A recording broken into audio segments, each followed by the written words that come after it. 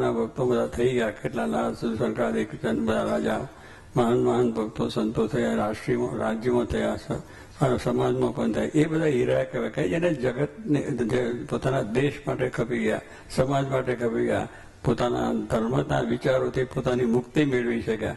આ આપણા હીરા કહેવાય. એ હીરાને અનુકરણ આપણે કરવું જોઈએ. ખોટે ખોટા હીરા થવા માલ શું છે? એની કોડીની કિંમત, એની કિંમત ના એ ફૂટા બધા. હીરો દેખાય સારો ચકચકા, પેલા સારો છે એના કરતા એનો ચકચકાનો વધારે. અને બધું આમ લાટારંગ કરે ને એટલે લોકોને લાગે વાહ વાહ વાહ વાહ. પછી લાટારંગની અંદર કશું છે જ નહીં.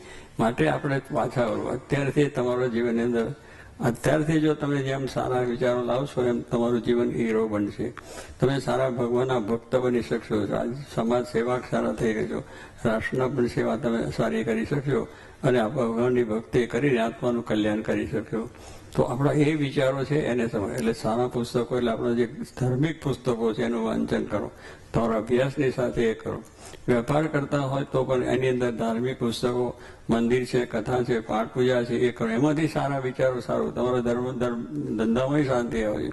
કોઈ પણ કાર્ય તમે કરો એમાં પહેલા ભગવાન આગળ સૌથી એ જ છે, કારણ કે એ દિશા છે આપણી. એની અંદર જો આપણી વૃત્તિ રહેશે તો નીતિથી ધંધો પણ થશે, નકર નીતિ વગરનો ધંધો એ પાછો એવો થશે, કારણ કે પહેલેથી મૂળમાંથી જ એ ખરાબ થઈ ગયું છે.